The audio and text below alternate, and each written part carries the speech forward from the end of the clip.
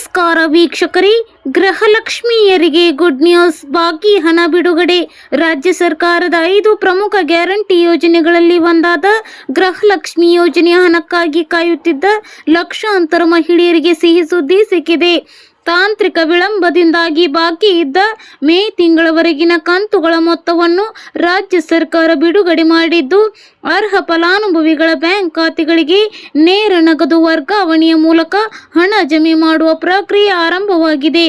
ಖಾತೆಗೆ ಹಣವು ಹಂತ ಹಂತವಾಗಿ ಜಮೆಯಾಗುತ್ತಿದ್ದು, ಸಂಪೂರ್ಣ ಪ್ರಕ್ರಿಯೆ ಪೂರ್ಣಗೊಳ್ಳಲು ಕೆಲ ದಿನಗಳ ಕಾಲಾವಕಾಶ ಬೇಕಾಗಬಹುದು. ಫಲಾನುಭವಿಗಳು ತಮ್ಮ ಬ್ಯಾಂಕ್ ಖಾತೆಗೆ ಮೊತ್ತ ತಲುಪಿರುವುದನ್ನು ಪರಿಶೀಲಿಸಲು ಕರ್ನಾಟಕ ಡಿಬಿಟಿ ಮೊಬೈಲ್ ಆ್ಯಪ್ ಮೂಲಕ ಅಧಿಕೃತ ಸಹಾಯವಾಣಿ ಸಂಖ್ಯೆಗೆ SMS ಕಳುಹಿಸಿ ಖಾತರಿಪಡಿಸಿಕೊಳ್ಳಬಹುದು. ಒಂದು ವೇಳೆ ಹಣ ಜಮೆಯಾಗದಿದ್ದರೆ ಫಲಾನುಭವಿಗಳ ಬ್ಯಾಂಕ್ ಖಾತೆಗೆ ಆಧಾರ್ ಲಿಂಕ್ ಹಾಗೂ NPCI ಮ್ಯಾಪಿಂಗ್ ಸಕ್ರಿಯವಾಗಿದೆಯೇ ಎಂಬುದನ್ನು ಪರಿಶೀಲಿಸಿಕೊಳ್ಳಬೇಕು. ಹೆಚ್ಚಿನ ಮಾಹಿತಿಗಾಗಿ ಗ್ರಾಮ 1, ಕರ್ನಾಟಕ 1 ಕೇಂದ್ರಗಳು ಅಥವಾ ಸೇವಾ ಸಿಂಧು ವೆಬ್ಸೈಟ್ ಸಂಪರ್ಕಿಸಬಹುದು ಎಂದು ಸೂಚನೆ ನೀಡಲಾಗಿದೆ. ಪಡಿತರ ಚೀಟಿದಾರರಿಗೆ ಗುಡ್ ನ್ಯೂಸ್. ಆಗಸ್ಟ್ 1ರಿಂದ ಒಂದೇ ಬಾರಿಗೆ 3 ತಿಂಗಳ ಉಚಿತ ಅಕ್ಕಿ ವಿತರಣೆ.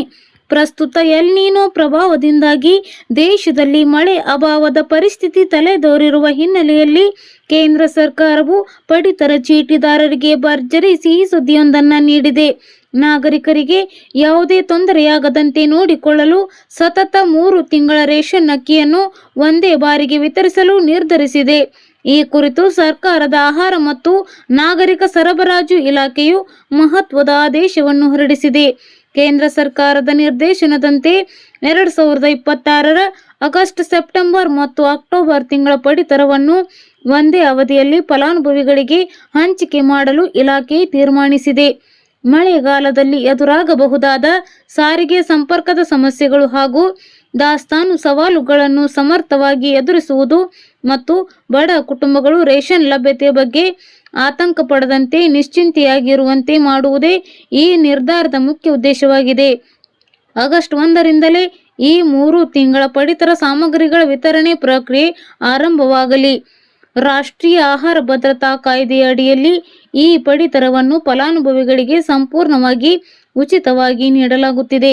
ಇದಕ್ಕಾಗಿ ಕಾರ್ಡುದಾರರಾಗಲಿ ಅಥವಾ ನ್ಯಾಯಬೆಲೆ ಅಂಗಡಿ ಮಾಲೀಕರಾಗಲಿ ಯಾವುದೇ ರೀತಿಯ ಹಣವನ್ನು ಪಾವತಿಸುವ ಅಗತ್ಯವಿರುವುದಿಲ್ಲ. ಹಿಂದೆಯೂ ಜಾರಿಯಾಗಿದ್ದ ನಿಯಮ. ಸಾಮಾನ್ಯವಾಗಿ ಪ್ರತಿ ತಿಂಗಳು 1ನೇ ತಾರೀಕಿನಿಂದ ಕೇವಲ 15 ದಿನಗಳ ಕಾಲ ಮಾತ್ರ ಪಡಿತರ ವಿತರಕರು ಅಕ್ಕಿಯನ್ನು ನೀಡುತ್ತಿದ್ದರು. ಆದರೆ ಈ ಬಾರಿ ಒಟ್ಟಿಗೆ 3 ತಿಂಗಳ ರೇಷನ್ ನೀಡುತ್ತಿರುವುದರಿಂದ ಆಗಸ್ಟ್ ತಿಂಗಳ ಪೂರ್ತಿ 31 ದಿನಗಳ ಕಾಲವು ನ್ಯಾಯಬೆಲೆ ಅಂಗಡಿಗಳನ್ನು ತೆರೆದು ಅಕ್ಕಿ ವಿತರಿಸಬೇಕಾಗುತ್ತದೆ. ಪ್ರತಿ ಪಡಿತರ ಚೀಟಿದಾರರು ಬಯೋಮೆಟ್ರಿಕ್ ವ್ಯವಸ್ಥೆಯಲ್ಲಿ 3 ಬಾರಿ ಹೆಬ್ಬೆರಳಿನ ಗುರುತು ನೀಡಬೇಕಾಗುತ್ತದೆ. MLS ಪಾಯಿಂಟ್ಗಳಿಂದ ರೇಷನ್ ಅಂಗಡಿಗಳಿಗೆ 2-3 ಹಂತಗಳಲ್ಲಿ ಅಗತ್ಯವಿರುವಷ್ಟು ಅಕ್ಕಿಯನ್ನು ಸಾಗಿಸಲಾಗುತ್ತದೆ. ಸಣ್ಣ ಅಂಗಡಿಗಳಿಗೆ ಒಂದೇ ಬಾರಿಗೆ ಹಾಗೂ ದೊಡ್ಡ ಅಂಗಡಿಗಳಿಗೆ ಅಲ್ಲಿನ ದಾಸ್ತಾನು ಸಾಮರ್ಥ್ಯಕ್ಕೆ ಅನುಗುಣವಾಗಿ 2 ಅಥವಾ 3 ಬಾರಿ ಅಕ್ಕಿಯನ್ನು ಸಾಗಿಸಲು ವ್ಯವಸ್ಥೆ ಮಾಡಲಾಗಿದೆ. ಈ ಹಿಂದೆ ಏಪ್ರಿಲ್, ಮೇ ಮತ್ತು ಜೂನ್ ತಿಂಗಳ ಪಡಿತರವನ್ನು ಸಹ ಇದೇ ಮಾದರಿಯಲ್ಲಿ ಒಂದೇ ತಿಂಗಳಿನಲ್ಲಿ ವಿತರಿಸಲಾಗಿತ್ತು ಎಂಬುದು ಗಮನಾರ್ಹ.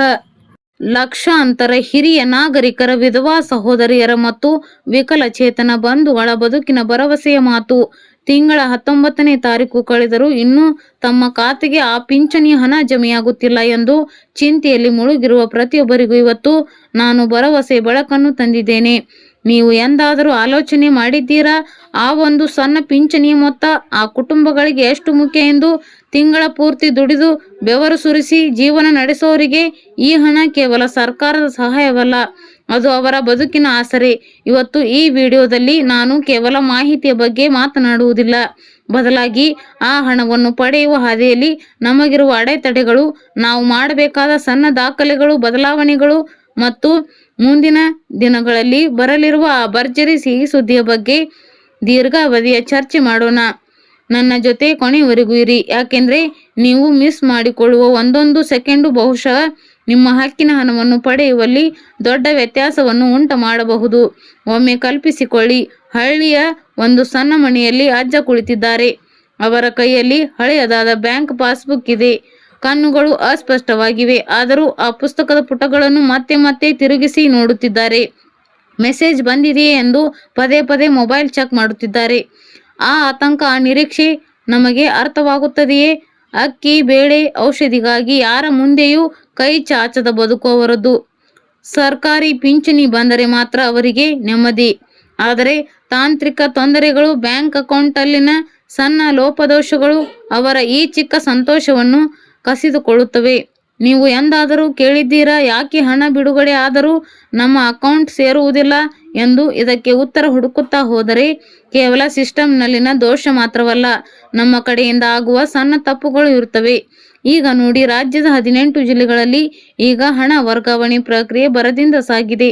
ದಾವಣಗೆರೆ, ಧಾರವಾಡ, ಬೆಳಗಾವಿ, ಬಳ್ಳಾರಿ, ಕೋಲಾರ, ಕಲಬುರಗಿ ಹೀಗೆ ಪಟ್ಟಿ ಬೆಳೆಯುತ್ತಲೇ ಹೋಗುತ್ತದೆ. ಆದರೆ ಹಣ ಬಂದು ಎನ್ನುವಷ್ಟರಲ್ಲಿ ನಿಮ್ಮ ಖಾತೆ ಸಕ್ರಿಯವಾಗಿದೆ ಎಂಬುದು ಮುಖ್ಯ. ಬಹುತೇಕರು ಬ್ಯಾಂಕಿಗೆ ಹೋಗಿ ವರ್ಷಗಳೇ ಆಗಿರುತ್ತವೆ. ಬ್ಯಾಂಕಿನವರು ಖಾತೆ ಆಕ್ಟಿವ್ ಆಗಿರಬೇಕು ಅಂದ್ರೆ ಏನು ಅರ್ಥ? ಅಂದ್ರೆ ನೀವು ಆ ಖಾತೆಯನ್ನು ಆಗಾಗ ಬಳಸುತ್ತಿರಬೇಕು.